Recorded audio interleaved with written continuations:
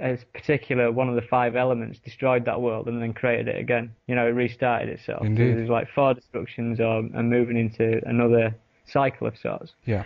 And I was looking at this, and there's one of the blue character, which is the last ring in the Olympic logo. The blue character is symbolic for water. It's called Baby. It's a weird little critter. I don't know what you want to call it. Yeah. But it's symbolic for water, strong in water sports, and she reflects the blue Olympic ring. And this is the only of the five characters that's got a spiritual third eye. Yeah.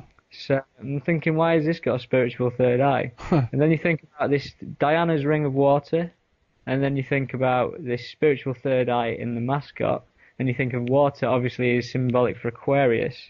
There's this idea that we're moving into this blue ring of the Olympics, if you know what I mean. Yeah. I mean, to explain this better, those Olympic rings for me are the five cycles of time from the main calendar. Only one's connected to another.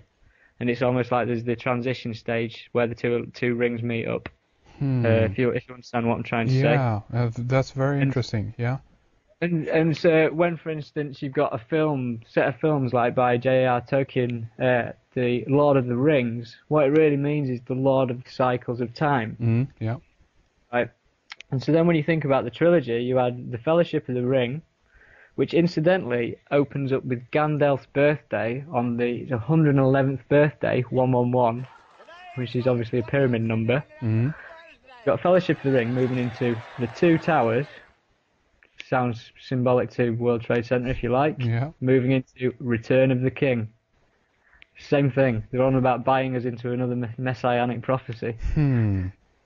So, do you know what I'm saying about this symbolically ring cycle thing? It's all basically insinuating that throughout the cycles of time, something has had control of everything. And what I'm trying to propose is that when, for instance, in Egypt, they pretty much know that the Grand Pyramid, the Great Pyramid, started fully formed as such, and then the Egyptian civilization went into decline from there and after. All the pyramids that followed it were in like disrepair. They don't stand the test of time, if you know what I mean. Yeah. And obviously, everyone believes that before that, there was obviously the Great Flood of sorts. Potential like the Great Flood, which essentially came after the destruction of Atlantis. So I don't know too much about Atlantis myself, except it's supposed to be a highly technological, civilization of sorts. Indeed. But if you think about these cycles of time, Atlantis was destroyed. The same power structure, whatever, managed to survive it anyhow because they had the technology to survive it, and then they restarted again straight with the pyramid back into the next cycle. Well, there you go, and I think that's an extremely interesting point because to some extent we can, to some extent we can say that we are in kind of that technological advancement, as it were, right now, and we're also kind of approaching it. It's the speed up of the thing, and it's like, we're going to be like at the peak of our civilization, as it were, or whatever we want to call it. And I think basically at the same time as everything is, the technological singularity, call it what you will, this kind of the high point of our achievement. At the same time that we actually reach that pinnacle, we could potentially also kind of fall again, so to speak. And this could be a moment, and this might where we'll be around 2012. I don't know. Yeah. Where I can take this now after this. I've covered the cycles. I could pretty much tell you what the religion of the New World Order is as well. Okay. If you want to know that, I'd love to. Share with us, please. Well, basically, if you're reading Revelations, chapter 11, verse 12. Now a great sign appeared in heaven: a woman clothed with the sun and the moon under her feet. Remember the moon because that's symbolised with Isis. And on her head a garland of 12 stars, like the 12 stars of the EU flag. But basically, in Revelations, it refers to the breaking of the 7 seals. Right. In the Mayan prophecies for Chilam, a high priest, in 1560, there was a prophecy written about the arrival of Christianity and the arrival. This was like the end of the Mayan calendar prophecies of sorts. And he said, "There the masters of our souls arrived. There the counties were distributed to their chiefs. There we began to learn the holy faith. There water began to enter our heads. There were laid the foundations of the high church, the palace of God. there the principle of the 7 sacraments were founded. So 7 again, 7 seals in Revelation, 7 sacraments in the main prophecies. And I do Reiki, so I know what there's 7 of, and there's 7 chakras. 7 sacraments, 7 chakras, same word, same thing to me. Yeah. And as a confirmation of that, on my blog, there's some more deciphering of imagery. And if you have an issue of the UK passport from 1998, I think that's when mine was issued, there's an image of the rose, the thistle, and the daffodil, which are the flowers of England, Scotland, and Wales. But as I've said, these images have 2 meanings, and they have 2, they have a duality.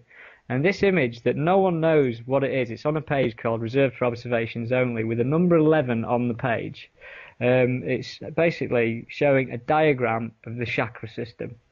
And you can correlate that because basically the heart chakra lines up with an image of a heart, and the solar plexus chakra aligns up with an image of a sun. So basically you've got this thing, but even more concerning, or not concerning, on the root chakra and the crown chakra, it's signed with a inverted pentagram.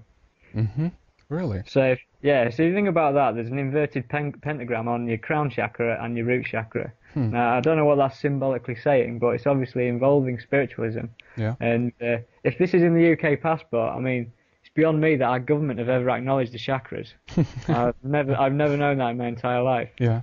But as a further proof to the New World Order religion is going to be based on spirituality, the Tibetan flag. I don't know if you've seen this. I've recently picked this up myself because of all the kerfuffle with the Olympic torch and the Dalai Lama and everything. Yeah. Basically, it's become pretty apparent that the Free Tibet movement was funded by the CIA. Because it was a way to rise up against China. But essentially, like, ignoring that, if you look at the Tibetan Buddhist flag, or the Tibetan flag that they used from 1912 to 1950, which is banned by China now, if you look at that, it depicts what is a mountain, but it's not a mountain, it's a pyramid. And at the top of the pyramid is a sun. Right? So essentially you've got a pyramid with an all-seeing eye on the banned Tibetan flag that the Tibetan Buddhists used to represent themselves. So what is that saying about Tibet in 1912 to 1950 when they used that flag? It's almost like it's a blueprint for, the New World Order's religion of sorts, based on meditation, spirituality, chakras, and, all that goes with it.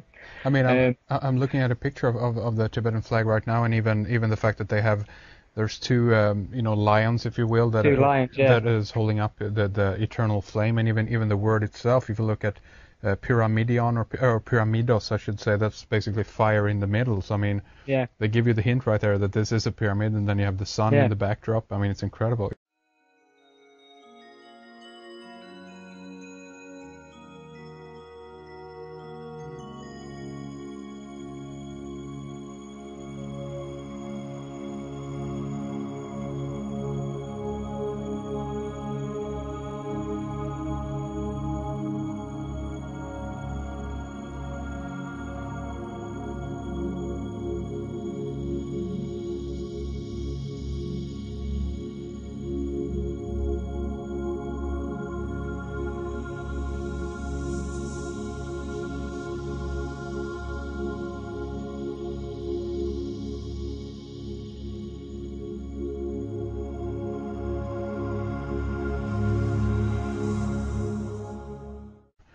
Yeah, you see what I'm saying? Yeah, of course, yeah. So you've got this thing, and I've got a recent picture of the Dalai Lama sat giving a press conference, and his head was aligned perfectly with the back of that sun. And this is where I'm trying. This is where I'm moving to some weird stuff, because obviously this New World Order religion is basically still sun worship, but it's based on spiritual sun worship. It's going to combine Islam and Christianity. And it's through the emergence of Isis and the resurrection of a sun god. This is how it's going to happen. Yeah. But the thing is, obviously, New Age talk, conspiracy theories, and all of this stuff that's put out there, these are low-level distractions and stuff. And obviously, the New Age spirituality movement, it's not a bad thing in itself. But essentially, if you look at where it probably started from something very different to what we expect.